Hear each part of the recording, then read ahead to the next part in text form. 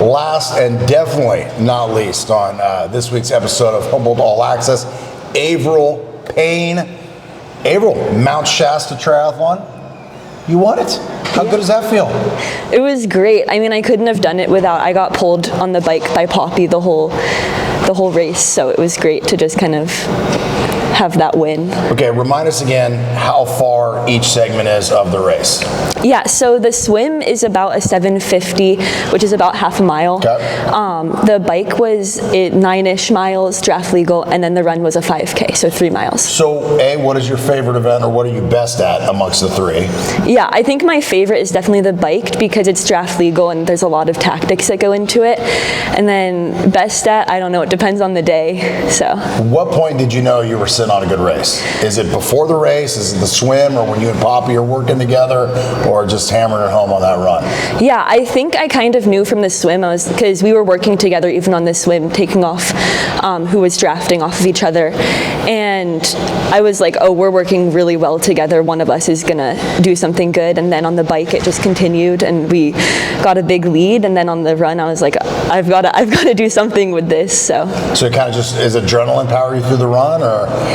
Yes. I mean, there's altitude over there at Mount Shasta, right? Yeah, a little bit. And coming from sea level, it was definitely a little bit high, but also it was just super dry, and we're not used to that here with the humidity. And then, yeah, adrenaline on the run, I was like, I don't know where anyone is, just sprinting the whole thing. Yeah, well, it's got to be tough. And as the leader, you just, I mean, is it, I got it done, but talk about the hunter versus the hunted. Yeah, I mean, usually there's at least someone giving splits or something, but since it was on a trail and it was just one out and back, I didn't know where I was in the race until the turnaround, and I saw, oh, I actually have quite a big lead. So at that point, I was able to kind of be like, okay, I can pace myself, yeah. But up to that point, I was running blind, so I was just like, oh my gosh, someone's going to catch me. We have a lot of good runners on the team, so I just didn't know who was going to come. Poppy, do you guys, as a team, do you talk strategy beforehand? Yeah, I mean, ideally there would have been a few of us up at the front kind of working together, so it was nice to have us share the load. And we've been practicing with pace lines at practice, just like who's taking what pulls, how long are each pull on the bike. So it was great to like see that come to Now, real you life. said the run was a trail. The bike, I assume, was road race. Now, the swimming. Yes. Pool, is it?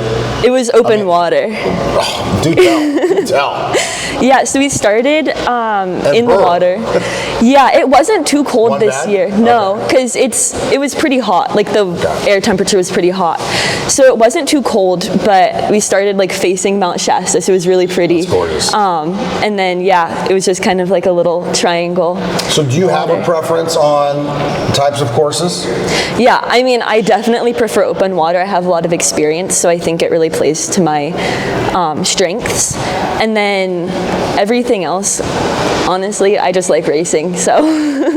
When did you get into triathlon, and when did you know this was a sport for you? Yeah, I started actually really young in 4th grade with just like age group community races. And then around 7th grade, I was like, I want to take this and like take this seriously. And then I started doing, there's like a junior elite series across the country in high school. And then ever since I was like, I just want to keep doing this as long as I can. And you made All-American status last year. You've got a win in your first race this year. How do you keep the momentum going and keep an edge and not get fat and happy like me? Yeah, I mean, I think just like the energy on the team is really great right now. We have a lot of new people who are just excited to like be here and, you know, take this team to the next level. So just like a ton of excitement within the team is like fueling me. So. All right, I gotta ask, Georgia to Arcata, California, they're different in a lot of ways, and they're far apart, not just in geography. How does young Averill Payne decide that Arcata, California is somewhere she wants to be?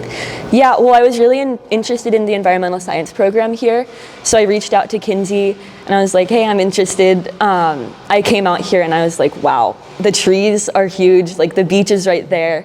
Coming from an urban area near Atlanta, with really no access to nice outdoor spaces, I was like, I have to be here. And then the team is like amazing, so. And when the sun sets, it's not humid at night. Exactly. What's next? What's your next race? Yeah, so next I'll be doing a collegiate cup, so there will be a lot more NCAA teams there, and that's in October, so excited to get on the road. Well, hey, congratulations on the first win out of the gate. Keep up the great work, and I think all the Humboldt Nation will be following you the rest of the year, so great job, Averill. Thank you. Thank you. Averill Payne. That's going to wrap up this edition of Humboldt All-Axess. Appreciate everybody joining us, and we'll see you next week.